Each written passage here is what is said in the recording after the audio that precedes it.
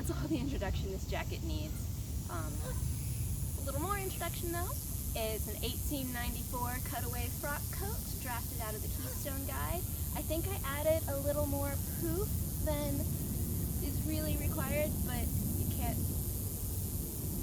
lose with a little extra poof on the booty, especially since I took away some poof from the arms.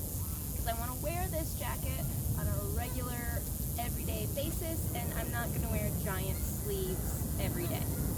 It could be fun, but it's not really my style. This is already pretty big. But I can do this. I can do jumping jacks in my jacket. Nobody can do jumping jacks in a modern suit coat. This is amazing. Alright, let's step back to the beginning. Definitely gonna add some more fabric back here because I want it to be more floofy and pretty skirt. And I'm gonna try to get more on this side too. Maybe adding some gores or changing the angle of this top piece. Not 100% sure, but otherwise I am so happy with the mock-up for this frock coat. Yay! Okay, but where am I going to put the pockets? Oh yeah, right there.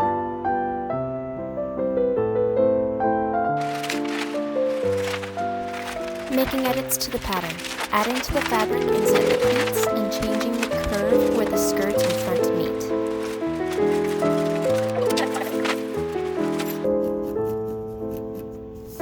The front will have a horsehair canvas interlining.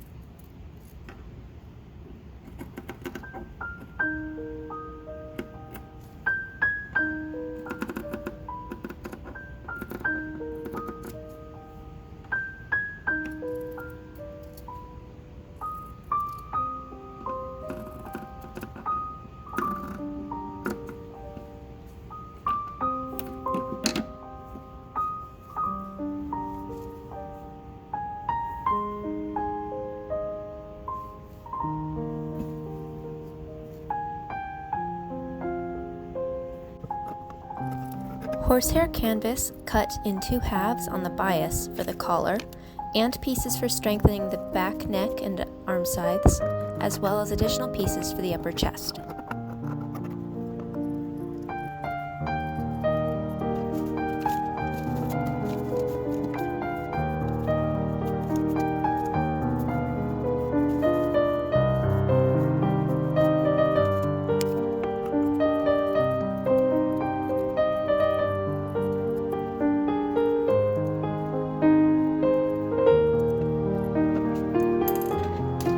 Sewing the darts with a little house elf on my lap.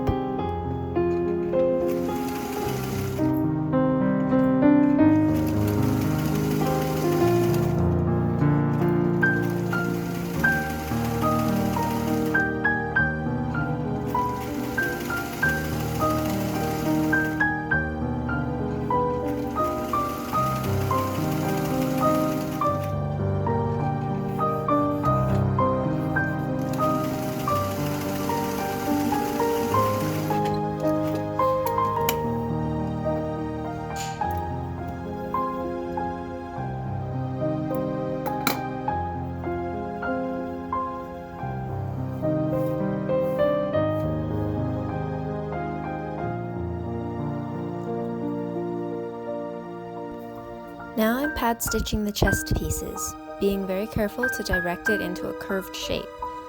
I've already sewn the darts into the horsehair canvas with the help of some twill tape.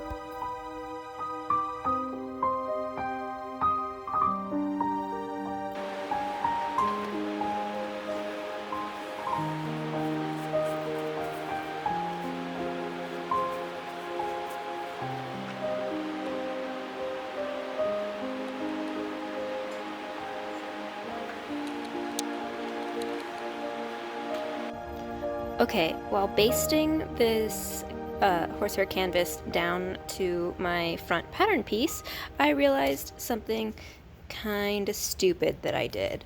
I thought that the canvas needed to go inside the seam allowance instead of, out here. Needed to go like on this side of the seam allowance instead of out here, so it doesn't add bulk to the seams, but that's obviously not true because this gets basted in. It doesn't get permanently attached to the outside fabric because you see that like crazy, other than on the collar. So it has to go over the seam allowance,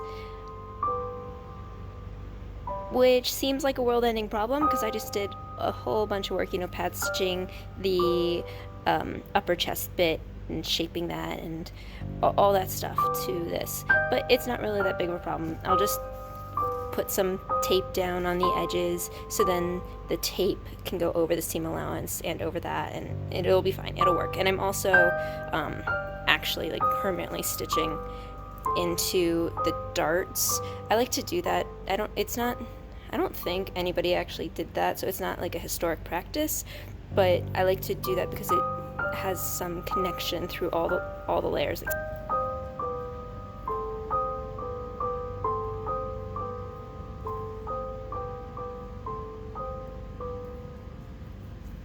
Alright, that problem solved, I'm moving on to pad stitch the lapels into shape, curving them over my finger.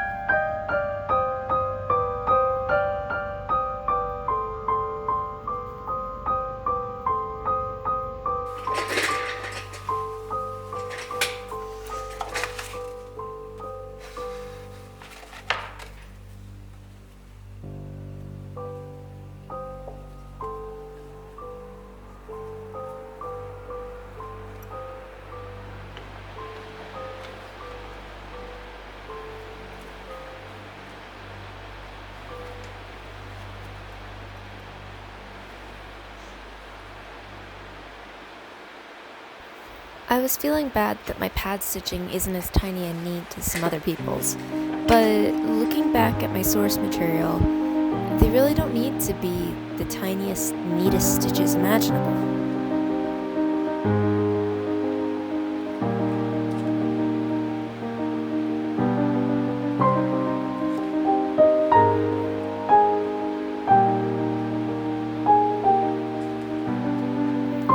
Curving horizontal rows in the standing part of the collar, and more rows fanning out from the center.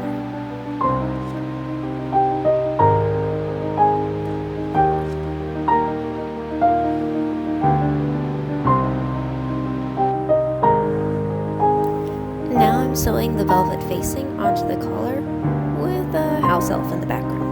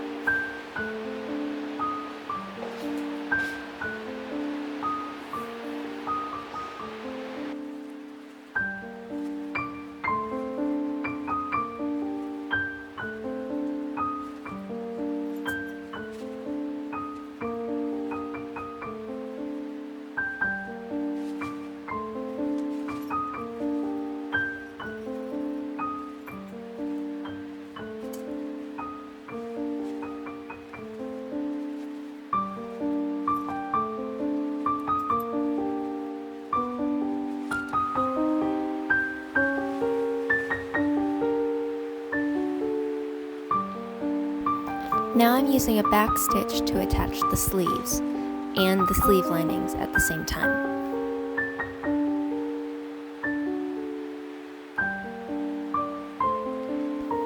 According to authentic Victorian dressmaking techniques, coats really should be lined in white silk, but I just used cotton. I really regret not using silk for the sleeves because they're a little tough to get arms in and out of with the friction from the cotton, and silk really would have helped out there. Oh well.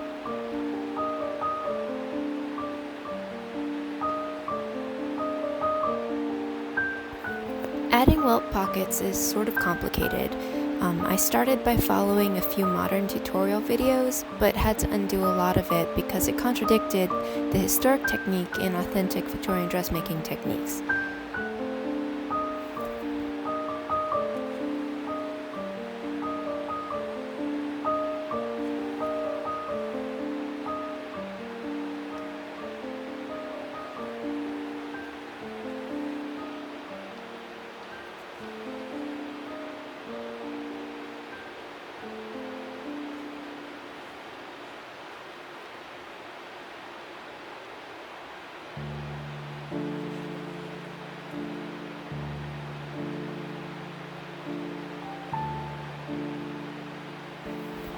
The book doesn't really give quite enough information about installing the welt pockets, so I filled in the blanks with a bit of imagination and information from the modern tutorials, and I did it all using a backstitch.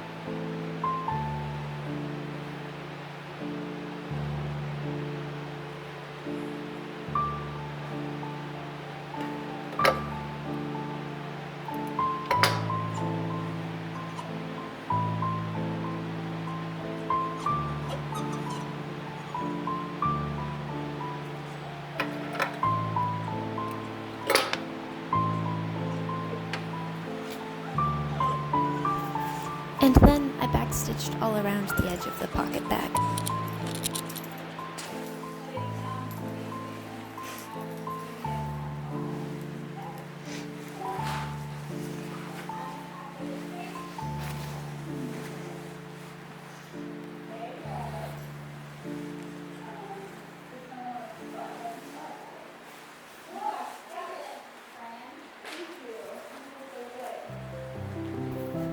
I'm folding under the lining at the arm side and stitching it down.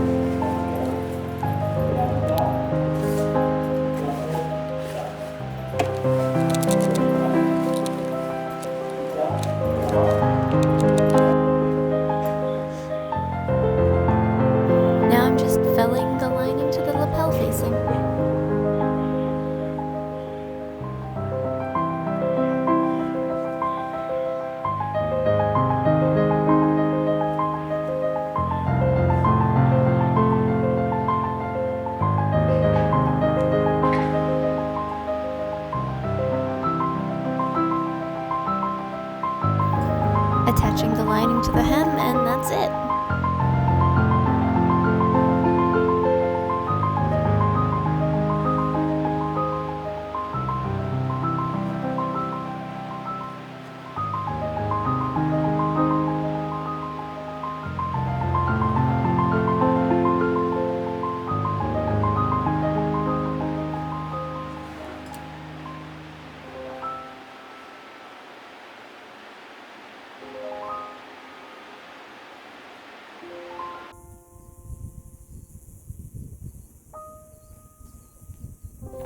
Et voila! My late 1890s linen traveling suit is all ready.